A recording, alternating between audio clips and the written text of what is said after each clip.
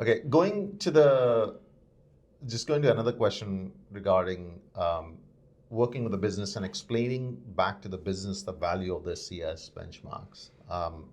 How does one have a conversation, like from a technical front, have a conversation with the business that, look, this is something we should put in as best practices, we should invest in it. How do you think is the best way to explain that to the business? Yeah, look, there's a saying that we used to use, it kind of relates to this, is nobody's ever been fired for choosing Telstra, right? That's a good sales pitch for Telstra. Telstra, Cisco, any of the big boys. Love it. And the meaning behind that was always, I might have a better option in a smaller product that might be cheaper and maybe more feature filled. Yeah. But I know if that goes wrong, I'm going to have 10 senior executives nailing me for a solution, right? Right. Whereas if you choose Telstra, Cisco, any other big boys, something goes wrong. There's this strange understanding that, well, it's Telstra, what can you do? Well, it's Microsoft, what can you do, right?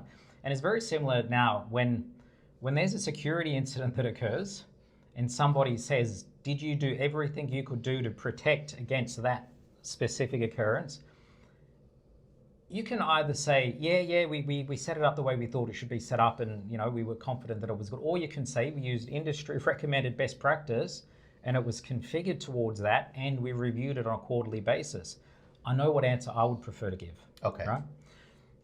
Yeah, so I guess one way is the comfort factor that these are industry best practices which have been created after taking input by experts across the world.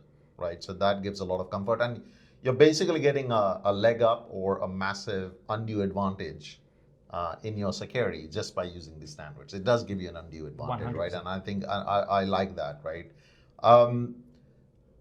How often are these benchmarks updated? And let's say somebody finds that the environment has changed, and what I mean by that is I'll give you a practical example, like going back to your password, we were taking the example of passwords. Now you're getting more and more people saying basically, look, we need to put like YubiKey and things like that, the hardware passwords and things. Yeah. You need standards even with endpoint. Most cloud services, like even Microsoft 365, at the end of the day, it's kind of connected to your laptop and you were looking at endpoint detection also. I'm just trying to understand as more and more devices, BYOD, bring your own device to the office, becomes a bit of a norm. Work from home becomes more of a norm. I'm sure that these standards have to be updated. I'm just trying to understand what's the process, how these standards get updated, how are infrastructure managers or whoever is responsible for CIS benchmark implementation, how do they get informed about it? Yeah, so, much like war, technologies have changed over the course of history, right? Yeah. Trenches worked in one war, they didn't work in the next, right? We build the defense, there's a counter-offensive, we counter, it just continues on.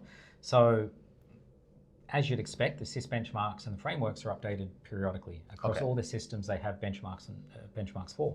Now that depends, there's no specific yearly renewal. Okay. It depends when there's been enough change, in opinion, they'll release a new standard. So, you can leverage a third party to, as I said, to measure you against these standards, and they're always going to be using the latest standards, right? So as a new standard comes out, that's the standard they'll be using. If you were running these yourself, you can sign up to the Center for Internet Security, and they give regular releases on when standards have been updated or when the benchmark documents have been updated, and you can download them and run the review yourself. Often there's not a lot of material change, but if you, as you know, with the cloud, the way you do something today is not necessarily the way you do something tomorrow. That's true, yeah, right? Exactly. GUI changes, features that are no longer available or new features that are added to replace an existing feature. There's a lot of stuff you need to think about. And if you're not keeping up with those many advices you get from these platforms to say what's in, what's out, and what you need to do, and in my experience, most organizations aren't keeping up with that,